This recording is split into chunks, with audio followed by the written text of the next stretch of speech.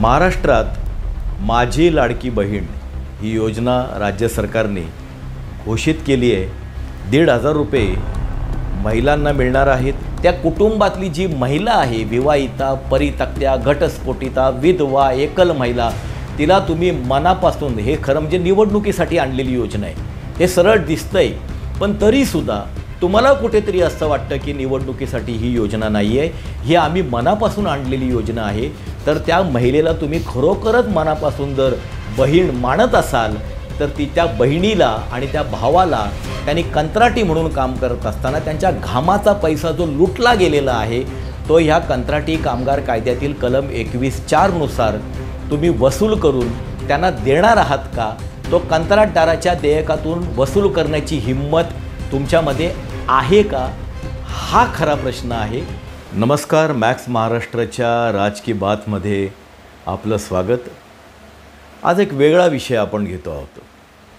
महाराष्ट्रात माझी लाडकी बहीण ही योजना राज्य सरकारने घोषित केली आहे आणि त्याच्या निकषांमध्ये काही सुधारणासुद्धा केलेल्या आहेत। 1,500 रुपये महिलांना मिळणार आहेत। विवाहित महिला असेल, घटस्फोटिता असेल, विधवा असेल, परित्यक्त्या असेल किंवा एकल महिला असेल तर त्यांच्यासाठी अर्थसहाय्य करणारी ही योजना आहे। कुटुंबाचं वार्षिक उत्पन्न 2.5 लाखापर्यंत असावं अशी मर्यादा या योजनेमध्ये जरी घालण्यात आलेली असली तरीसुद्धा तुमच्याकडे पिवळं रेशन कार्ड जर असेल, केशरी रेशन कार्ड जर असेल तर त्यातली महिलासुद्धा या योजनेसाठी पात्र ठरू शकते। या निकषांमध्ये आणखी एक गोष्ट आपल्या निदर्शनाला येते की कुटुंबाचं उत्पन्न 2.5 लाखांच्या बाहेर जरी असलं तरी कुटुंब प्रमुख ही जर कंत्राटी कामगार व्यक्ती असेल तर तुम्ही ह्या योजनेसाठी पात्र ठरता। आता खरी गंमत जी आहे ती इथे आहे आणि ही कशी दिशाभूल आहे, सरकार आपल्याबरोबर कसं खेळत असतं आणि इकडून काढून घेऊन दुसऱ्या बाजूंनी तुटपुंज कसं देत असतं ते समजून इथे घेण्याची गरज आहे। आणि त्यासाठी कंत्राटी पद्धत ही नेमकी काय आहे आणि त्यामध्ये कामगारांचं आर्थिक शोषण कसं होतं आणि राज्य सरकारच या सगळ्या शोषणाला कसं जबाबदार असतं हे आपण आजच्या ह्या व्हिडिओमध्ये जाणून घेणार आहोत। आपल्याकडे कंत्राटी पद्धतीचं विनियमन करण्यासाठी कंत्राटी पद्धतीचा कायदा आहे 1970चा, त्याचे रूल्स बनलेले आहेत 1971चे आणि त्यामध्ये कंत्राटी कामगारांना कोणकोणत्या सुविधा दिल्या पाहिजेत, कसं वेतन दिलं पाहिजे, त्यांना कोणते भत्ते दिले पाहिजेत, त्यांना कुठल्या सुविधा पुरवल्या पाहिजेत, या सगळ्याचा स्वयंस्पष्ट उल्लेख या सगळ्या कायद्यामध्ये आणि नियमांमध्ये आहे। परंतु आपण जर आढावा घेतला तर आपल्याला स्पष्टपणे दिसतं की महाराष्ट्रामध्ये कंत्राटी कामगार कायद्यांचं किंवा त्यातल्या नियमांचं कुठलंही पालन शासकीय निमशासकीय संस्थांमध्ये केलं जात नाही। अगदी शासनाच्या जरी संस्था असेल तर तिथेसुद्धा ह्या कुठल्याही कायद्याचं नियमांचं पालन आपल्याला होताना दिसत नाही। मुळामध्ये शासकीय विभाग जे आहेत, प्रशासन आहे, या प्रशासनामध्ये कंत्राटी पद्धत लागू होते का, इथून ह्या चर्चेला सुरुवात होते। कंत्राटी कामगार कायद्यातलं कलम 10 नुसार निरंतर सेवा जी असते, जी कधी संपणार नसते, त्याची शक्यता नाही आहे नजीकच्या काळामध्ये ती सेवा संपण्याची, अशा सेवेमध्ये कंत्राट पद्धत वापरण्यात येऊ नये असं कायदा सांगतो। अल्पमुदतीचं काम आहे, योजना आहे, 6 महिन्याचं, 8 महिन्यांचं, 2 वर्षांचं काम आहे, 5 वर्षाचा प्रोजेक्ट आहे, 5 वर्षांनी तो संपणार आहे, अशा वेळेला त्याच्यामध्ये जर कंत्राटी पद्धतीने तुम्ही काम करून घेतलं तर त्याला एक मान्यता असू शकते। परंतु प्रशासनातला क्लेरिकल स्टाफ, अग्निशमन, पाणी पुरवठा अशा प्रकारच्या ज्या सेवा आहेत इथे कंत्राटी पद्धत मुळातच लागू होत नाही आहे। परंतु गेल्या वर्षी 2023ला 14 मार्चला महाराष्ट्र सरकारने एक शासन निर्णय जाहीर केला आणि महाराष्ट्रामध्ये 9 एजन्सीज नेमल्या आणि सगळ्यांना आदेश दिले की तुम्हाला जो कुठला स्टाफ पाहिजे असेल तो तुम्ही ह्या एजन्सीकडूनच घ्यायचा। या 9 एजन्सींना जवळजवळ 17% मार्जिन दिलेलं होतं। पगाराचे अगदी वाढीव आकडे त्या JRमध्ये दिसत होते, परंतु तेवढा पगार त्या कामगारांना मिळाला असता का शासनाच्या GRमध्ये तर कडक इशारे होते की द्यायला पाहिजे, द्यावा लागेल, बँकेतच द्यावा लागेल वगैरे सगळं. पण मुळामध्ये हा GR येण्याच्या आधी जो कंत्राटी कामगार कायदा आज लागू आहे त्याच्या अनुषंगाने जे शासन निर्णय वेळोवेळी जारी झालेले आहेत त्याच्यामध्ये सुद्धा सक्त आदेश आहेत. परंतु ह्या आदेशांचं, परिपत्रकांचं, कायद्याचं, नियमांचं कुठलंही पालन महाराष्ट्रामध्ये कुठल्याही शासकीय निमशासकीय संस्थांमध्ये होत नाही. आणि ते पालन होत नाही त्यामुळे कामगारांच्या शोषणाला, कंत्राटदारांना वाव मिळतो. आपण एखादं उदाहरण बघूया. कुशल कामगार याचं कामगार विभागाने ठरवलेलं मूळ वेतन आहे 14,000 रुपये. आणि आजच्या तारखेला जो विशेष भत्ता महानगरपालिका असेल तर परिमंडळ 1मध्ये येते, अ वर्ग, ब वर्ग नगर परिषदा असतील तर त्यासुद्धा परिमंडळ 1मध्ये येतात. तिथे कुशल कामगाराचं मूळ वेतन हे 14,000 रुपये आहे आणि त्याचा विशेष भत्ता 8,150, 22,150 त्याचं किमान वेतन आहे. त्या किमान वेतनावरती 5% जर आपण घर भाडं लावलं तर ते घर भाडं मिळून ग्रॉस इन्कम ज्याला आपण म्हणतो ते होतं. त्याच्यावरती तुमचा कामगार विमा कॅल्क्युलेट केला जातो. कामगाराच्या पगारातून तो 0.75% वजा केला जातो आणि कंपनीचं योगदान 3.25% असतं. तुमचा जो किमान वेतनाचा आकडा आहे, मूळ वेतन आणि विशेष भत्ता मिळून 22,150 जो आपण काढला कुशल कामगारासाठी, त्याच्यावरती 12% कामगाराच्या पगारातून वजावट होते आणि कंपनीकडून 12% योगदान दिलं जातं PFचं. थोडक्यात जर आपण एक ढोबळ मानाने जर विचार केला तर कुठल्याही शासकीय निमशासकीय संस्थेमध्ये जर एखादा कुशल कामगार म्हणजे तो क्लेरिकल, अग्निशमन किंवा तुमचं पंप हाऊस असेल, वॉटर सप्लायचं, या सगळ्याचा जर आपण जर विचार केला, कुठल्याही पदांचा विचार जर केला तर त्याचं 22,150 हे किमान वेतन आहे आणि जवळजवळ 4,500 त्याचा PF जातो, 1,000 इतका त्याचा ESIC जातो, 200 रुपये त्याचा व्यावसायिक कर जातो आणि अशा पद्धतीने त्याच्या खात्यामध्ये जवळजवळ 20,000 इतका पगार हा बँक खात्यामध्ये जमा होणं अपेक्षित आहे. आणि त्याच्याशिवाय 4,500 PFचे वेगळे, 1,000 आरोग्य विमाचे वेगळे आणि 200 रुपये व्यावसायिक कराचे वेगळे. बाकी तुमचं इतर काही गणवेश भत्ते वगैरे असतील तर त्याचा खर्च वेगळा. इतकं सगळं कंत्राटदाराने करणं हे अपेक्षित आहे कायद्याला आणि हे बंधनकारक आहे. ह्याच्यामध्ये कुठलाही पर्याय नाही आहे, पळवाटसुद्धा नाही आहे. काय होतं आहे की महाराष्ट्रातल्या नगरपरिषदांचा, महानगरपालिकांचा आपण जर आढावा घेतला तर मुळात मनुष्यबळ पुरवठ्याच्या ज्या निविदा काढल्या जातात त्या निविदाच ह्या किमान वेतनाला धरून काही ठिकाणी काढल्या गेलेल्या नाही आहेत. आणि सगळ्यात त्यांचं हेकेखोर भूमिका ही आहे की आता लेबर राईटसारखी संघटना कंत्राटी कामगारांच्या प्रश्नावर महाराष्ट्रभर काम करते आहे. ती जेव्हा ह्यांना पत्र देऊन निदर्शनास आणून देते मुख्याधिकाऱ्यांना की तुमचं टेंडरच चुकलेलं आहे, तरीसुद्धा ते मुख्याधिकारी त्याच्यावरती बदल करायला तयार नसतात. ते अशी भूमिका घेऊन बसतात की आमच्या नगर परिषदेची ऐपत नाही आहे जास्त पगार देण्याचा. परंतु त्यांना हे कळत नाही आहे की इथे मुद्दा ऐपतीचा नाही आहे, मुद्दा कायद्याची ज्या तरतुदी आहेत त्या तुम्हाला बंधनकारक आहेत. आणि किमान वेतनाचा मुळात अर्थ काय होतो, एखाद्या पदासाठी खरं म्हणजे शिक्षण वगैरे जर बघितलं, काम जर पाहिलं तर एखाद्या कामगाराला, कर्मचाऱ्याला जर 40,000 रुपये पगार जर देणं अपेक्षित आहे, परंतु तुमची क्षमता नाही आहे, तुम्ही आत्ता नाही ॲफोर्ड करू शकत 40,000 रुपये, अशा वेळेला तुम्ही किमान इतका तरी पगार दिला पाहिजे असं कायदा सांगतं. त्या किमानच्या खाली पुन्हा किमान नसतं. महाराष्ट्रात अशासुद्धा काही थोर नगरपरिषदा, शासकीय कार्यालय आहेत, त्यांनी किमान वेतनाची जी रक्कम आहे त्याच्या बिलो निविदा स्वीकारलेल्या आहेत.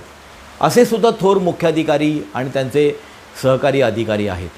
ह्या गोष्टी लेबर राईट संघटनेला रत्नागिरीमध्ये, वर्ध्याला, पुलगावमध्ये, यवतमाळमध्ये, बीडमध्ये, अमरावतीमध्ये, अकोल्यामध्ये, नागपूरमध्ये सगळीकडे पाहायला मिळाल्यात. यावळमध्ये पाहायला मिळाल्यात, भद्रावतीमध्ये, चंद्रपूरमध्ये पाहायला, सोलापूर, कोल्हापूरमध्ये सुद्धा पाहायला मिळालेले आहेत.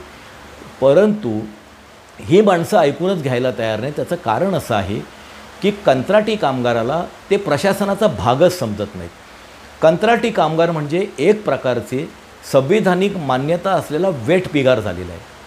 संविधानामध्ये वेठ बिगारी करण्याला मज्जाव आहे, तो फौजदारी गुन्हा आहे. परंतु आता वेठ बिगारी जी आहे ती कंत्राटी कामगाराच्या रूपाने प्रशासनामध्ये तिने शिरकाव केलेला आहे आणि एक शोषणाची अधिकृत व्यवस्था शासनानेच जणू ती निर्माण करून दिलेली आहे आणि त्याचं अगदी बिनधास्तपणे ह्या कामगारांचं मानसिक आर्थिक शोषण कंत्राटदाराच्या आणि प्रशासनाच्या पातळीवरती सुद्धा सुरू आहे। हे कंत्राटी कामगार वेळोवेळी पत्रव्यवहार करत असतात, त्यांच्या संघटना पत्रव्यवहार करत असतात, चर्चा होते, परंतु कुठल्याही पद्धतीने सुनवाई होत नाही, ऐकलं जात नाही। कंत्राटी कामगार आंदोलनं करतात, धरणं धरतात, बेमुदत उपोषणांना बसतात, परंतु त्यांची कोणी दखलही घेत नाही, त्यांच्याकडे कोणी ढुंकूनही बघत नाही। तो एक प्रकारचा संपूर्णपणे दुर्लक्षित असा वर्ग झालेला आहे। इथे प्रशासनामध्ये खरं तर क्लास 1, क्लास 2, क्लास 3, क्लास 4 अशा प्रकारची वर्गवारी असते, परंतु तुम्ही ग्रॅज्युएट, पोस्ट ग्रॅज्युएट जरी असलात तरीसुद्धा तुम्ही कुशल, अर्धकुशल, अकुशल अशा वर्गवारीमध्ये येता आणि तिथून तुमच्या शिक्षणाच्या अपमानाला आणि तुमच्या शिक्षणासाठी जे पालक जी तुमची मेहनत घेत असतात त्याच्या अपमानाला, त्या मेहनतीच्या अपमानाला सुरुवात होते।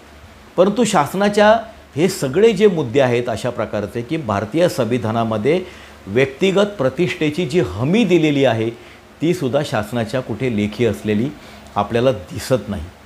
किती पगार मिळतो ह्या कामगारांना? आता अलीकडच्या काळात चंद्रपूरमध्ये गडचांदूर म्हणून एक नगर परिषद आहे, तिथल्या फायरमनना गणवेश नाही, बूट नाही, ते घरातले कपडे घालून ते फायर ब्रिगेडचं काम करतात।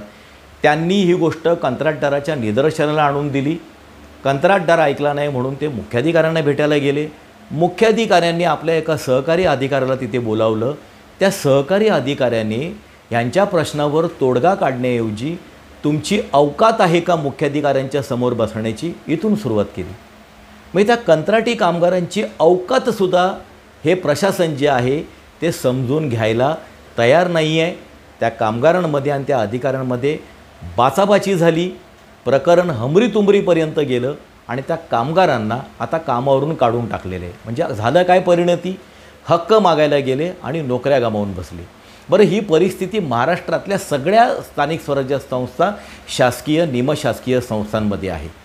कुठली परिस्थिती आहे की जो कामगार पगाराची मागणी करतो, भत्त्याची मागणी करतो, सुविधा मागतो, कामांचे तास विचारतो किंवा महिन्याला वेळेवर जर पगार मिळाला नाही तर कंत्राटदाराला जाब विचारायला जातो, त्याला सगळ्यात पहिली धमकी जी मिळते ती कामावरून काढून टाकण्याची।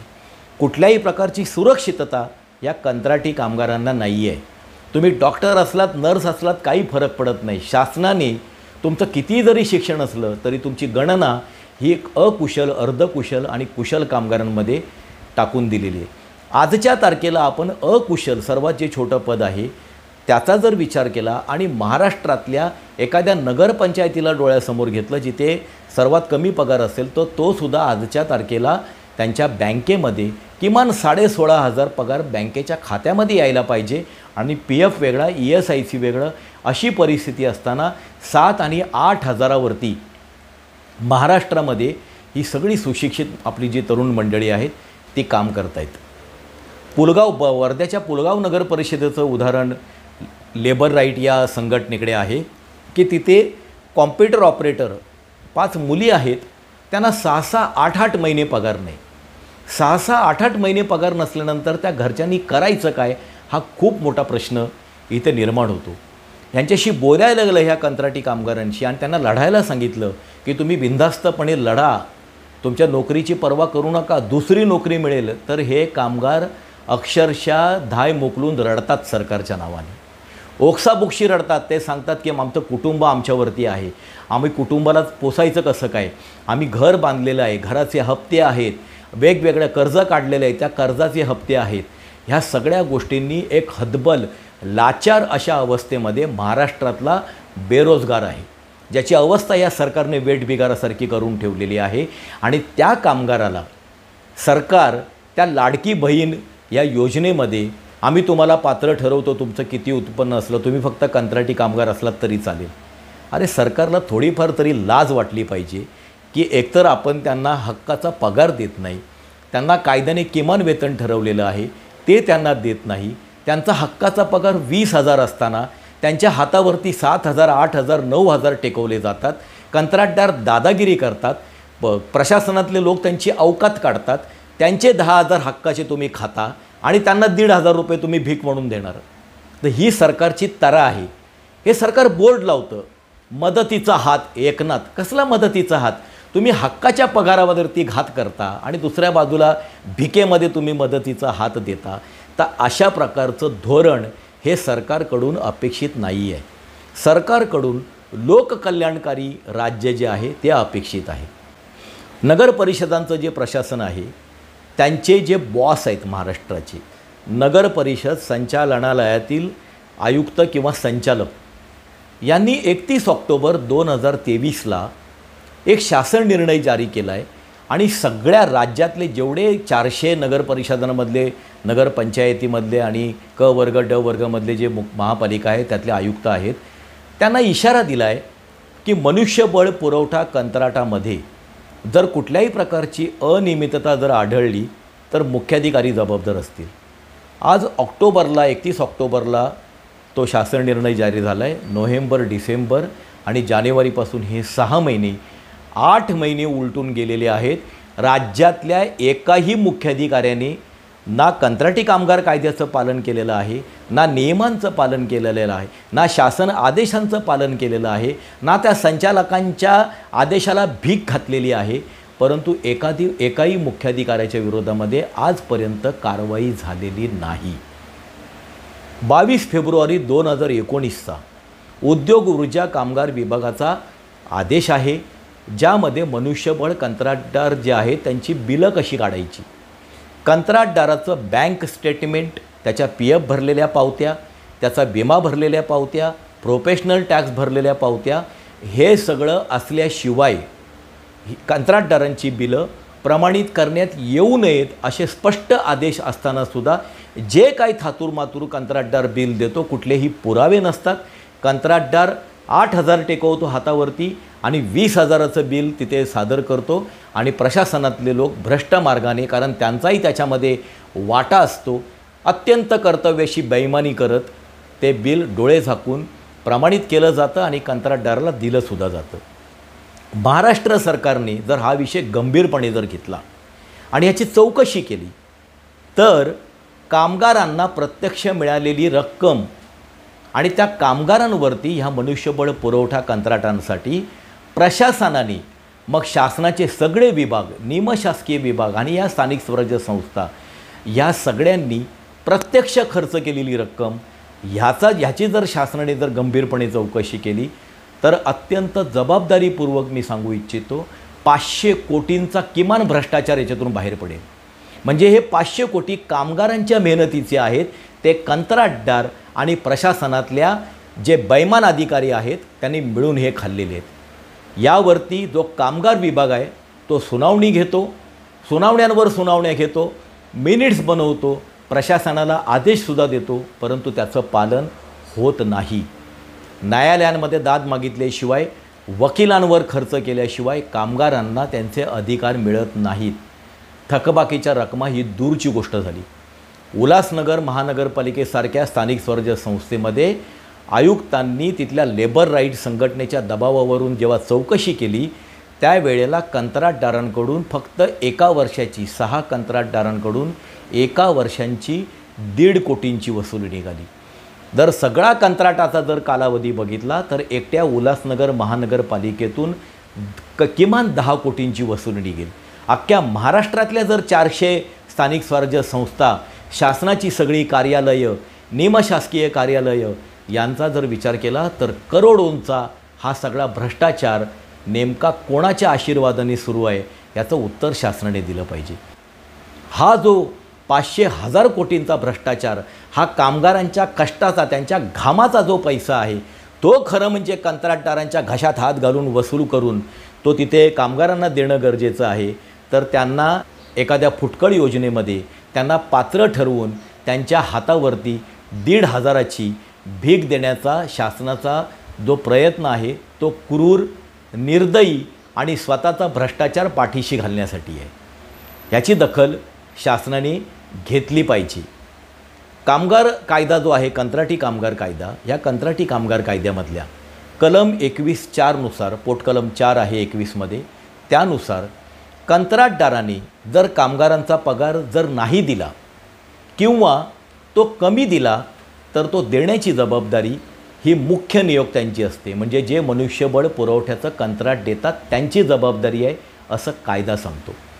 या व्हिडिओच्या माध्यमातून माझं राज्यातले मुख्यमंत्री एकनाथ शिंदे आणि दोन मुख्यमंत्री जे आहेत देवेंद्र फडणवीस, अजितदादा पवार, त्यांचे सगळे सहकारी, या महाराष्ट्रातले सगळे राजकीय पक्ष, त्या राजकीय पक्षांचे प्रमुख, त्यांचे पदाधिकारी, त्यांचे भागाभागांमधले स्थानिक भागांमधले शेकडो हजारो त्यांचे पदाधिकारी कार्यकर्ते, या सगळ्यांना माझं आव्हान आहे की तुमच्यामध्ये खरोखरीच तुमच्या राजकारण करण्यामध्ये काही दम असेल, सरकार म्हणून तुमच्यामध्ये दम असेल, त्या कुटुंबातली जी महिला आहे, विवाहिता, परित्यक्त्या, घटस्फोटिता, विधवा, एकल महिला, तिला तुम्ही मनापासून, हे खरं म्हणजे निवडणुकीसाठी आणलेली योजना आहे, हे सरळ दिसतंय, पण तरीसुद्धा तुम्हाला कुठेतरी असं वाटतं की निवडणुकीसाठी ही योजना नाही आहे, ही आम्ही मनापासून आणलेली योजना आहे.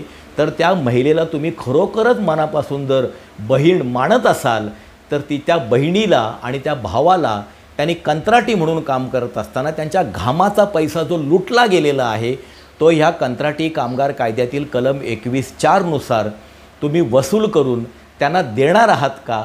तो कंत्राटदाराच्या देयकातून वसूल करण्याची हिंमत तुमच्यामध्ये आहे का? हा खरा प्रश्न आहे. योजना येत राहतील, जात राहतील, परंतु शासन घामाचा आणि कष्टाचा पैसा कधी देणार, योग्य मोबदला कधी मिळणार, समान काम समान वेतन कधी मिळणार, हा खरं म्हणजे कळीचा प्रश्न आहे.